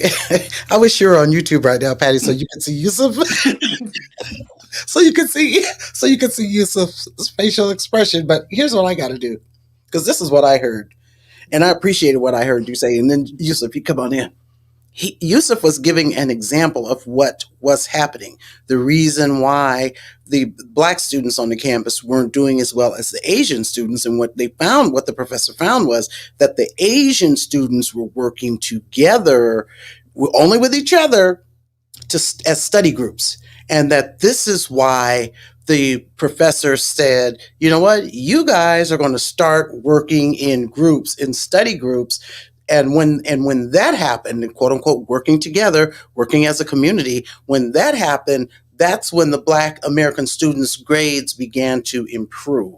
So Correct. that's what he meant, and that was as an example. Now go ahead, Yusuf, because Black expression was students priceless. were working with other Black students in the social group, not necessarily. They could choose who they wanted to work with, right? And it just naturally the Black students studied together, and that's how it had nothing to do with them. Studying with another culture. Right. But it definitely highlighted the fact that something that it is that we do, because we're like, you ain't gonna hold me back. I done came from too far. I done come from where I'm gonna come from. You ain't holding me back. And we do have some of that in us. I mean, we had people, I think I read something or saw something where they said, out of all the slave rebellions that happened back in the day, all of them, except for 3, a Cancun told on them. You hear what I'm saying? So we get that. That's where that lack of trust comes in, or that bit of, I don't know, brother, you little suspect. We have that element in our society. In our culture. So, let's identify it. Let's work within that and work to get it over with. But that is us. I just finished a program, and I've had a little bit of that too. I don't want to tell you what my paper's on, because you might try to, hijack my, either my research or mess around, use my same sources, and it got me looking like I'm copying off of you when so there's that element. But yeah, that, for clarification, Patty Cakes, that's what he was. It was just an example. Mm-hmm. There's elements of what you're talking about in every community, in the subsection of the communities, of course. But I think the most important thing when we're talking about community is, managing expectations, being able to be upfront, exactly what you're talking about. When we say community, what does that mean? What values, is included in that? What type of working relationships? Mm-hmm. When you foster good communities, that doesn't mean that you don't, use contracts, but that means that you value the person as a community member more than you actually value the money. So, that's the type of, community building that we need to get to. I'm Right. not saying that we're completely, trusting. It's just more so that the value that the community, being in the community, holds more weight than me doing something that would be actually hurting the community.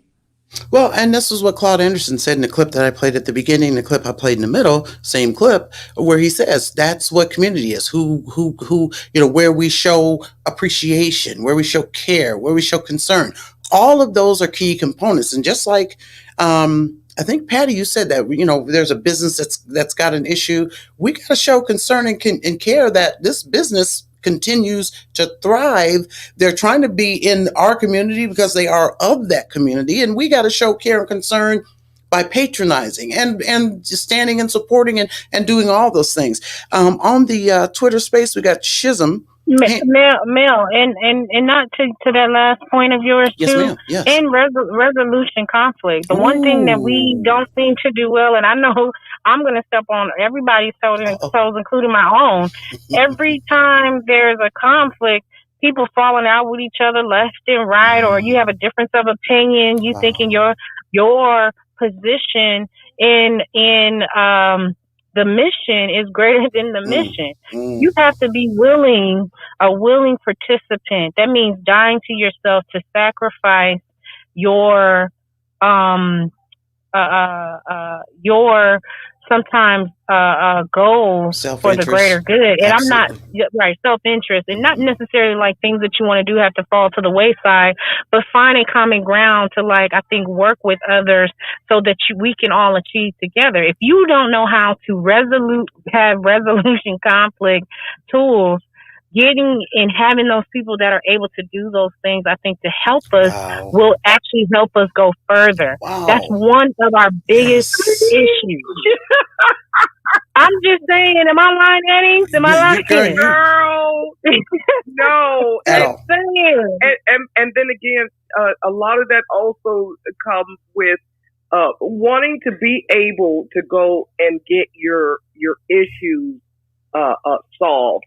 So going to get counseling so that you can deal with it. This has been done wrong, so that you can stop being mad at other at the people that's in our community, so that we could, because you're right. If you're in the military, you're given a mission. Whether you want to work with the other person, you can ain't got no choice.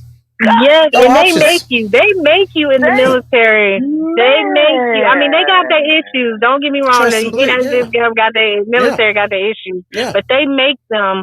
Resolution conflict is a must, because you are on a battlefield with someone next to you with guns and ammunition, and things are happening. So I would take the same issue with us. If we were near each other and we had an issue, and I always say, and my stance is, I'm willing to war with you. If I'm willing to war with you, I'm down for you 10 toes down, chest to the ground, because that means that whatever issue I'm having with you, we need to work it out, because it has to be that we make it. Correct. And that's exactly what I was saying, and having the fortitude. I know some people have not done you wrong, or they have done you wrong, and you feel like, oh, I can't stand them. They did something to me 2 years, 5 years, 10 years ago. But if that person is working towards the collective, get your stuff together. Right. Because we've got to accomplish this goal. And I see Callie Love's hand, and I know her hand is tired. Absolutely. Yeah, I'm sorry, Callie. No, that's okay. But, and I'm glad you ladies jumped in with it, because that's absolutely, and again, these are elements that, unless we stop to have the conversation, we're not thinking about, in our community, we got to make sure. And then what does conflict resolution look like? Does it look like television ads? Does it look like curriculum in school? So, that's why these conversations are imperative. Callie, you got it. What's up? Oh, nothing much. Just listening in, and thought I'd just go ahead and join in. And I appreciate everybody. And thank you. And good afternoon. And happy Sunday. I kind of wanted to touch on a few things, like mention manufacturing, and then import, export, and Black businesses, and community and study groups. Right now, I know when I was doing a legal studies program, that was one of the first things that each one of our professors told us, that to get you guys a study group together so that everybody will be on point. And so it helps a lot, right? It helps you stay focused. And then when you're studying subject matters, like, say, even like the law, or even medical, what else? Engineering, and biology, those kind of, disciplines, you need a study group, because you're trying to read all that by yourself. You can't do it, and you won't be able to process that amount of information. Sure. So when you have those study groups and you can equate them into, say, community groups, yeah, that information can be processed more effectively when everybody is like playing a part in bringing, their portion of that information into that collective body of that, either that study group or even that community group. Sure. Now, business, like, it can be challenging. We already understand, most of us, all of us in this room, we educated enough to know what our past history was when it came to, our economic standing in this country.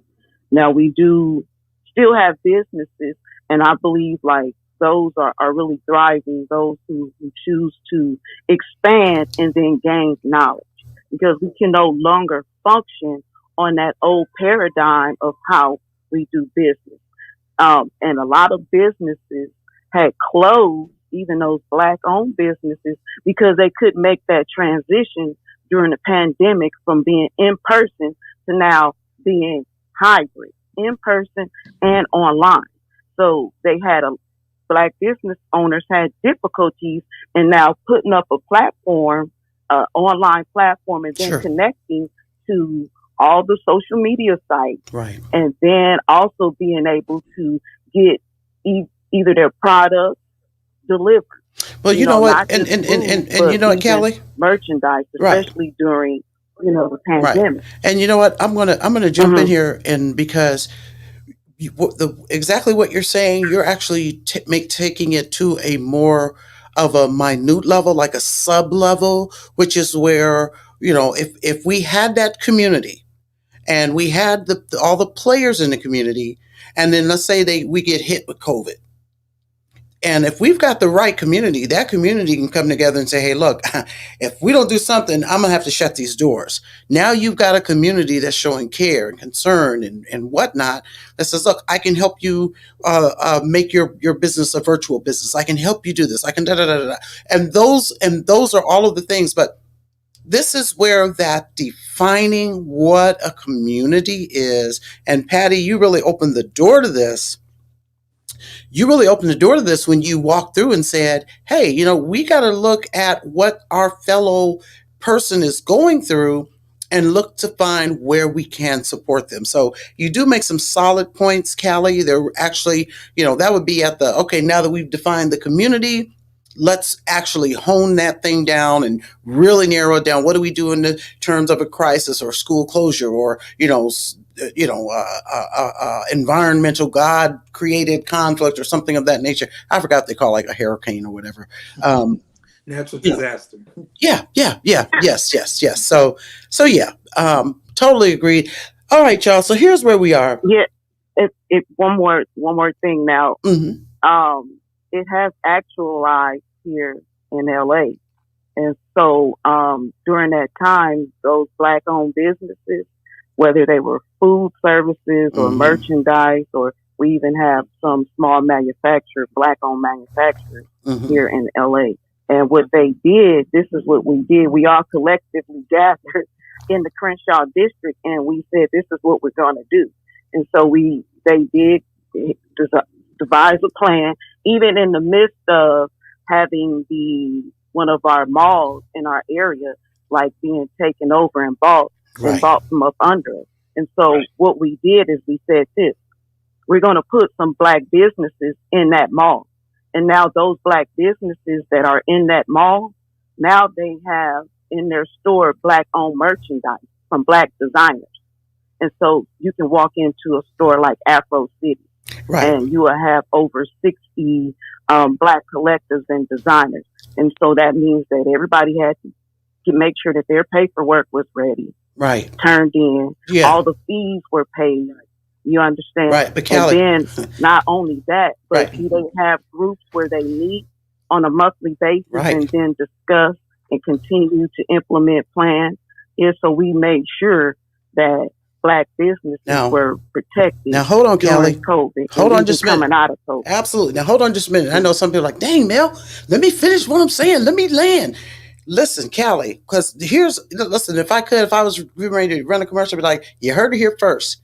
Callie, what you just said really is what the game plan needs to be once community has been established, once community has been defined. Because it sounds to me like it was a group of individuals from where you're discussing that realize, hey, we're confronted with a problem, and the entire approach to the way that group resolved and nurtured resolution and how to fix it and not be overtaken by the problem, that is blueprint right there. That's blueprint. So you essentially just said, hey, look, it can be done. And before we put that cart before this horse, we on a larger scale, and not just, I'm just saying within this book, we've got to understand and embrace and accept that we've got to determine what is community to us, what does community look like to us, what's acceptable, what's not acceptable, what do we want? Because since we get to design it, we can, hey, this is what I want. So yes, that's blueprint. What you said, we're gonna have to run this back in a couple of years so we can reread the blueprint that you just put out there, Callie. So here's the thing, you guys. There's more to this chapter 3, the impact of social engineering on communities. I want to get into that, but it's kind of deep. And we're going to wrap this up a little bit, the show up in a hot second, but it's kind of deep because the social engineering effectively destroyed most Black people's sense of community, trust, and accountability. That's in this next chapter, and that's just too much to unpack right now. So we're going to do this next time we come back. But the impact of social engineering on communities, meritorious manumission versus brainwashing. One thing that I found that was just I was like, damn, the meritorious manumission, the Willie Lynchism. According to Dr. Claud Anderson, the people that headed up that department were, let me see if, conducted by slave masters with the equivalent of 3rd to 4th grade education. The brainwashing that was done, I think he says about these North Koreans, white American soldiers in POW camps in North Korea, the brainwashing, the people that executed the brainwashing conducted by communists with master's degrees in the social sciences. Either way, the meritorious manumissions, Willie Lynchism, or brainwashing were detrimental to a community. Okay? But here we are as Black Americans, and hold on to this one.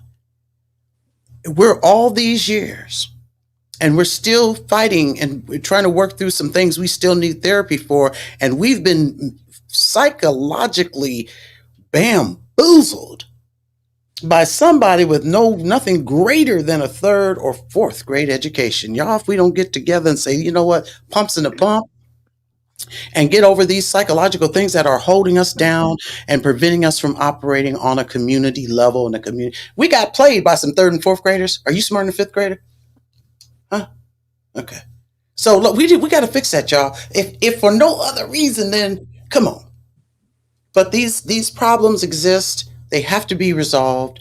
Dr. Claud Anderson's laying it all out. I got my people on the stage. Any last words before we wrap this space up? Because when we come back, we will be talking about that in depth. Brainwash for life, social integration is disintegration.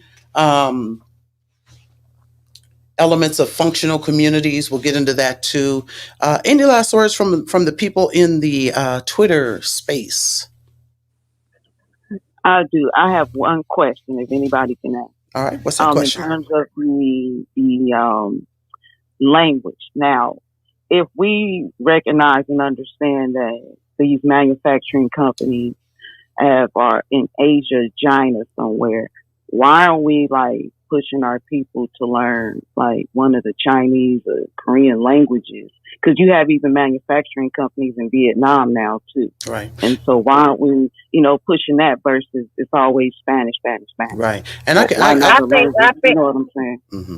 I think that I think that is a discussion that does come up but it comes up in a way where we always talk about, well, we're in America. Why do I have to learn another language when you go to another country, you're not forced to speak English. You're forced to speak their language because they're not going to communicate with you in English. But I think we are in a different dynamics here, and I agree with you that we should be learning different languages so that way we can maneuver in our own country. However, it should be that we demand that English is a mandatory language to communicate for business when you're in America. Because like other countries, that is not what happens in other countries. And so I think that's part of, our push to actually define ourselves. And even with Sudanese, I think really putting that on the forefront on actually, speaking the ancestors' language so that way we can communicate with each other in secret. I was just in the store and the ladies in front of me were Spanish. The woman, the cashier, was Spanish. They started speaking to each other in Spanish to cover up whatever they were saying, and they used that again as a weapon. And we have to also get strategic. So I agree with you in regards to learning how to speak other languages, but there has to be a dynamic where we demand the United States to make English the first language in communication. Right. But then at the same time, to just my last point, Mel, for the space is that everything that we talked about has to be repetitive, and it has to be a commitment for it to get into the ears and the eyes, in front of the ears and eyes of our people. And I do agree with you, Seth, writing it down and, like you were saying earlier, taking note of the steps, right. And also working the steps out. That is going to be key. And as well as we go through the process of purging and resolving untapped issues, right? So that way we can move forward. Right. That will also help us. Now, we're not going to be able to get along with everybody. That is a given. I'm not telling people to go out there and put on nun hats and become a preacher. Absolutely. But what I'm saying is that at some point you're going to have to die to self so that way we can gel long enough for us to thrive. That has to be a part of the ointment, right, in this process. Well, and here's the thing, too, to your point, Rella, is we do it anyway. If we go out here, if we've got a supervisor who's, it doesn't matter what his ethnicity is. If we want to keep our job, guess what we're going to do? There you go. So, so it's not hard. We just have to be willing to do it. And we have to find the value in doing it among us. Because it's something, if we can successfully do those things, then we're doing something greater for our community, not just for us in the short term, but for our community. And to Callie's point, to me, that your question about the languages, that says a lot about the school districts and the curriculum being offered. Because, when I was in school, they was like, oh, you can take French, you can take this, you can do that, you can do that. But the options were there. Now, whether we choose them and I don't want none of that, that's on whomever. But that has a lot to do with it. So, yes, should English be the primary language? I agree. I think so. Should we have an opportunity to learn because other schools are, other school districts that don't typically have us in there, okay? They're offering all kind of stuff. And multiple languages and all things of that nature, college credits, dual this and that. So a lot of that has to do with the education, the curriculum that is being offered through the different school districts. So we got to make sure that we're ensuring that we're providing a top of the line education, making that available for the students in our community. Patty Cakes, any other last words before we shut it down? I just would like to say a shout out to you, Mel, for having this space and allowing me and Rilla to actually co-host the space here on Twitter. Yeah. Shout out to the gentleman too that was on YouTube. Yeah, that's Yusuf. Yusuf, that was Yusuf. Yusuf is our. I always say that he's the black ninja. He's a black ninja. You never know when he gonna show up, but when he show up, he show out. He show out. Brother, shout out to brother Yusuf over there on the YouTube channel. Sister Callie, love for coming up and speaking. Yeah. I thoroughly enjoyed thoroughly enjoyed having this conversation. Me too. This is a conversation that needs to be held, Yes. and things that need to be ironed out, and we just need to talk about it. Right. Like, to be honest, we need to talk about it so that we can get through it together. Absolutely. This is a group family effort. Come on. Community. It's community. Community is our goal. So what do we have to do to accomplish that goal? Let's continue to have these conversations. And thank you so much. I appreciate the time. Yeah, I appreciate you too, co-hosts. I appreciate all of y'all. Special shout out to Pink Ice for coming through. Like I said, you the kind of friend everybody need to have. Pink said, wait, hold on. Let me make something straight. So thank you, Pink. Shout out to everybody that pulled up in the Twitter space. The YouTube channel is in the Jumbotron. Please subscribe to the channel. I'm not going to get rich overnight, but someone will become enriched by being made aware of this enlightening conversation with all of these intellectual points of view. So please subscribe to the channel, share the YouTube channel, like the video, share this space. Yusuf, go on and close us out, bro. What's up? Thank you. Man, I didn't really have too much to say. Because I think we had a great conversation, and sometimes you don't want to take it anywhere else. I think we found a great stopping point. And I think just to kind of put a capsule on the language and conversation. Like when I think about language, especially your own language, that's it's to me, it's protection. So the more that you can master English, you can, whether that be a contract, being able to read between the lines when you're talking to someone else. When you're learning someone else's language, that's more so being on offense, being able to take opportunities that might not be available to you. So that's how I look at language. And we have to, make sure that we're skilled at every canvas language shows up on, not only just spoken, but as well. That's why I'm definitely trying to, be more active on these type of platforms to, craft and make sure I'm working on my orating, skill set. So, we all just need to continue to do that. And I'm looking forward to the next one. This is always a great topic. The book is rich of conversations. Oh, yeah. As we've been meeting on a weekly basis, going through it chapter by chapter. Yeah, absolutely. And, like I said, I can't thank you, Yusuf, enough. I can't thank Rella. Y'all know who y'all are. Everybody that constantly pulls up, supports, and actually gets in the conversation, because that is just so critical. And I think we learn, iron sharpens iron. We learn so much from each other. Our incorrect understanding of or comprehension of situations is changed once somebody else gets in there and says, oh, let me add context. Let me show you what I'm talking about. So this is why this is positive. And listen, Dr. Claud Anderson, I know he got his business handled. Okay. And so what this book is going to do is help those of us who may be around here a little bit longer than Dr. Claud Anderson. So let's take it while we can, try to execute, implement while we can, refine it. And I'm going to say this, and then I'll shut this thing down. Here's the thing.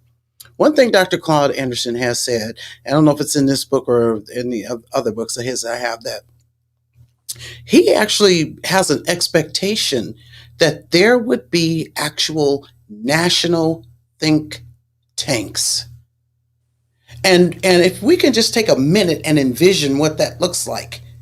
It's not a Twitter space. It's not a couple of handful of people on YouTube. We're talking about a think tank of intellectual, smart-minded individuals such as ourselves, actually laying out and hammering out these problems and these issues, where once we come to these conclusions, the impact of our conclusions impacts the nation. And if not the entire nation, definitely the Black American members of this nation. So that's a big weight, a big load. And Dr. Claud Anderson believes that Black Americans can handle that assignment. So this ain't no joke. These conversations are necessary. I mean, they're necessary. They're needed. And so I think everybody that participates, gets involved, and, helps to enlighten. So with that being said, that's it. That's the podcast. Be sure to like, share, subscribe. If you haven't already, Replay Gang, you know what to do. Leave a comment. I want to hear from you. And until next time, y'all, we will see ya when we see you. Welcome to the Only Male Cruz Show, the We Own Your Head podcast. Discussing topics that make you say, how and where can we improve as a society? From a Black American's perspective. Copyright disclaimer regarding fair use is in full effect. The views and opinions expressed in this show, you guessed it, they're all mine. Catch us live, be ready to speak. This is a call-in show. Be sure to hit the like button, share, subscribe, Replay Gang, leave a comment. You know I want to hear from you. Let's go to work.